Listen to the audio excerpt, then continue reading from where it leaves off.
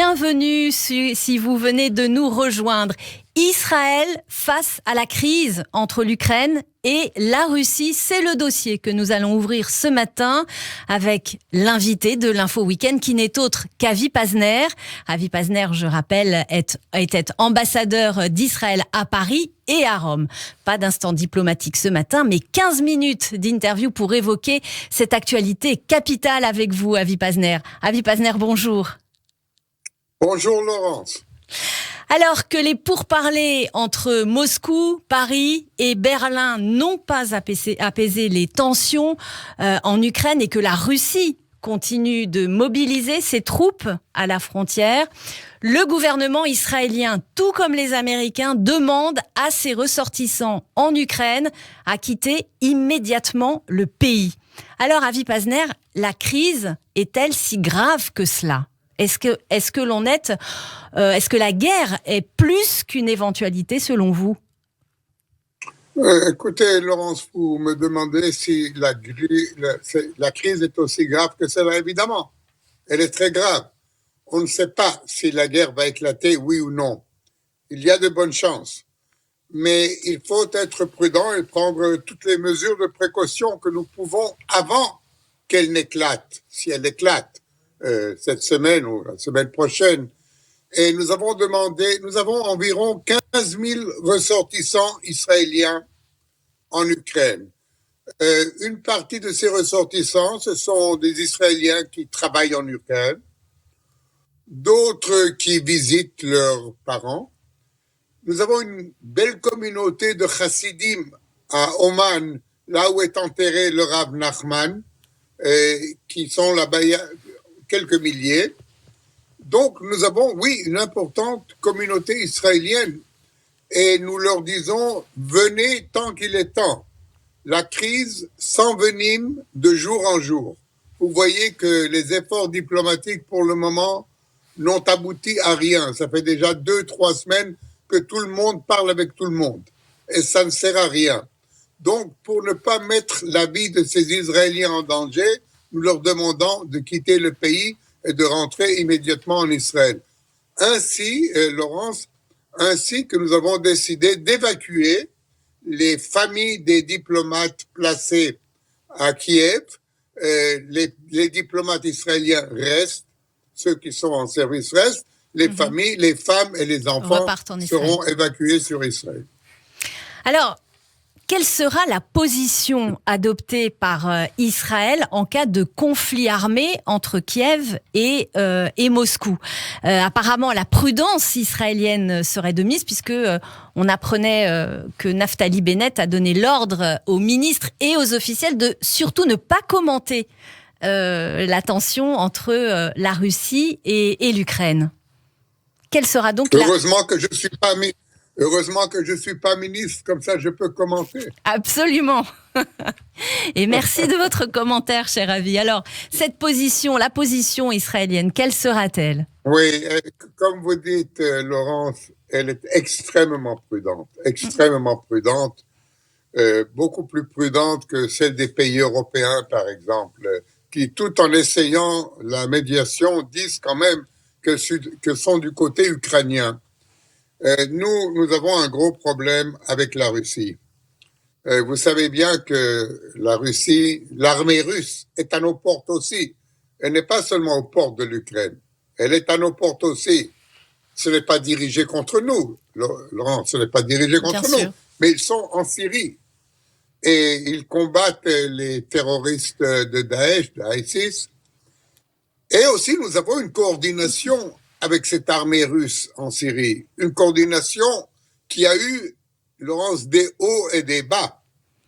Et je tiens à vous rappeler qu'il y a 2 semaines à peine, des avions russes en patrouille avec des avions syriens ont survolé le Golan syrien en lançant une espèce de message à Israël. Faites attention, parce que Israël, d'après des sources étrangères, avait bombardé le port de Latakia où il y avait de gros dépôts d'armes iraniennes destinées au Hezbollah et ça avait fait une grande explosion. Alors, la coordination militaire entre Israël et la Russie, heureusement, continue. Et même, encore une fois, de sources étrangères, il y a 3 jours, des avions israéliens ont attaqué les alentours de Damas. Mais il nous faut faire très attention avec la Russie. Et nous avons aussi, bien sûr, les intérêts à cœur de l'Ukraine, qui est un pays ami. Donc, je crois que la décision du gouvernement d'ordonner à tous ses ministres de ne pas faire de déclarations qui pourraient ou bien faire atteinte à la communauté juive d'Ukraine, qui est importante, à nos relations avec l'Ukraine, ou bien alors embêter les Russes, ce qui est encore plus embêtant pour nous. Donc, prudence, prudence, prudence. Mais en cas de déclaration de guerre, cette neutralité israélienne pourra-t-elle résister à cette éventuelle guerre? Je vais vous dire, Laurence, à mon avis, puisque je ne suis plus au gouvernement, à mon avis, notre première priorité dans ce cas devrait être d'essayer d'amener en Israël le plus possible de juifs ukrainiens qui veulent partir. Alors, on va revenir à ça, oui, effectivement. Oui, mais ça, je dis ça, après la prudence, après ne pas nous mettre en conflit avec la Russie, ce qui est encore une fois extrêmement important, parce que ça fait déjà 6 ans maintenant, 7 ans presque, que nous avons une coopération militaire avec la Russie. Oui. C'est important de sauvegarder à cause du fait que c'est la seule manière dont nous pouvons agir contre les intérêts iraniens en Syrie.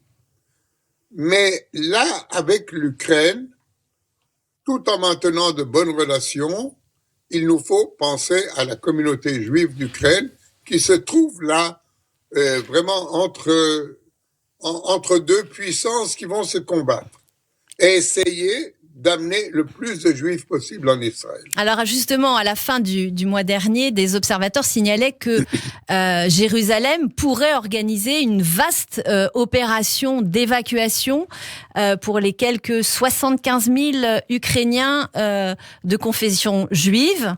Alors cette alia d'urgence est-elle prête à l'heure où nous parlons à être organisée? Et puis tout d'abord, est-ce que vous pouvez nous en dire plus sur cette communauté juive ukrainienne? Alors oui, je vous dirai tout d'abord sur la communauté juive ukrainienne qui compte environ, il n'y a pas de census, 180 000 juifs. Il y a, comme vous avez dit, Laurence, 75 000 habitent en Ukraine de l'Est, c'est-à-dire dans la partie la plus périlleuse de l'Ukraine. Et c'est ceux-là qui sont le plus en danger. Et vous savez que évacuer en temps de guerre, vous ne pouvez pas faire des plans exacts parce que vous ne savez pas comment ça va se passer, n'est-ce pas? Ce que vous pouvez faire, c'est préparer les moyens d'évacuer et de trouver des places où mettre ces nouveaux olim. Alors évidemment, oui, nous nous préparons et on peut trouver, vous savez, nous avons fait d'autres évacuations d'urgence dans notre histoire. Juifs d'Éthiopie, juifs du Yémen, juifs d'Irak. On a fait même au début des années 90, l'ALIA des Juifs de Russie était presque une évacuation aussi. Ils venaient par centaines de milliers ou les mètres. Donc, nous avons l'expérience et nous avons fait tous les plans, évidemment. Et il faut aussi, évidemment, que les Juifs ukrainiens veulent venir en Israël. C'est possible qu'ils veulent rester en Ukraine. Ceux qui veulent rester restent, bien sûr. Mais à notre avis, il y en aura bien quelques dizaines de milliers qui voudront venir en Israël. Et nous, il nous faut être préparés pour cela. Est-ce qu'il y a déjà, d'ailleurs, des demandes des Juifs ukrainiens? Est-ce qu'il y a des craintes qui ont été émises par la communauté juive d'Ukraine et une volonté de faire cette alia? Il y a beaucoup d'intérêt parmi la communauté juive en Ukraine, l'intérêt de voir quelles sont les possibilités de venir en Israël. Il n'y a pas encore maintenant d'immigration de masse de juifs ukrainiens en Israël parce que tout le monde, Laurence, jusqu'à il y a quelques jours, tout le monde pensait qu'on pouvait éviter la guerre. Tout le monde se parlait. Macron est allé en Russie. Boris Johnson est allé en Ukraine. Biden a parlé déjà 2 fois au téléphone avec Poutine. C'est-à-dire que jusqu'à il y a 24 heures, on pensait que la guerre pouvait être évitée. Et c'est pas seulement nous qui pensions, aussi les Ukrainiens et les Juifs ukrainiens pensaient. Il s'agit peut-être que de menaces, que de pression, et on peut éviter la guerre. Donc l'intérêt était plutôt théorique, l'intérêt de venir en Israël. Depuis, je m'imagine que cette semaine, ça va être beaucoup plus fort. Parce que, oui, il paraît que les Russes sont vraiment préparés à envahir l'Ukraine ou des parts de l'Ukraine. Et là, les Juifs se sentent en péril. Et nous devons être prêts. Et nous sommes très bons dans ces opérations, généralement. Mais vous savez que nous n'en parlons pas en détail publiquement parce qu'il y a beaucoup de problèmes d'un côté et de l'autre, et des Ukrainiens et des Russes. Israël, tout simplement, se doit d'être prêt d'évacuer le plus grand nombre possible de Juifs ukrainiens en cas où ils le voudraient. Alors, Avi Pazner, je vous propose de revenir un instant en Israël, où les tensions entre Kiev et Moscou apparemment suscitent de légères tensions à caractère identitaire entre les Israéliens originaires d'Ukraine et ceux en provenance de Russie. C'est en tout cas ce qu'expliquait le quotidien Haaretz cette semaine. Alors, cette crise russo-ukrainienne risque-t-elle d'envenimer ou de faire peut-être imploser cette communauté russe en Israël? Vous savez, il y a une bonne chose avec mes interviews avec Radio J, c'est que chaque fois j'apprends des choses nouvelles. Et même si Haaretz a écrit qu'il y avait une tension entre juifs ukrainiens et juifs russes, je peux vous assurer, Lorraine, que premièrement, on est juif, et on n'est pas ukrainien, on n'est pas russe, on est juif. Et s'il s'agit de sauver d'autres juifs, tout le monde s'attelle à la tâche. Il y a toujours des tensions entre toutes les communautés juives d'Israël, entre Sepharad et Ashkenaz, et entre Polonais, Roumains. Ça fait partie du folklore israélien, Laurent. Ça fait partie du folklore israélien. Mais en temps de danger, si vraiment il y a des vies qui sont en danger, tout le monde se sert et tout le monde, côte à côte, on essaye de sauver la majorité de juifs possible. Et je peux vous assurer que si friction il y a, c'est des folkloriques ou anecdotiques, en tout cas. Pas importantes, oui. Moi.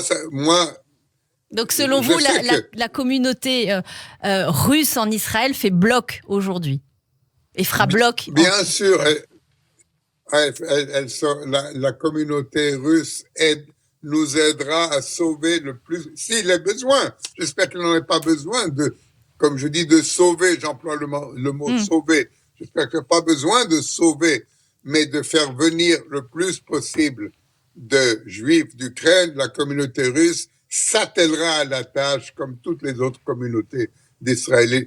Vous savez que chacun qui sauve une vie humaine, c'est comme il sauve l'univers tout entier. Donc, les Russes, l'univers tout entier. Les Russes seront avec tout le monde pour essayer de sauver et de faire venir nos frères et nos sœurs d'Ukraine. Eh bien, c'est sur ce message d'espoir que s'achève notre entretien. Merci encore, Avi Pazner, pour cet éclairage sur cette crise ukrainienne et la position d'Israël en cas de conflit armé.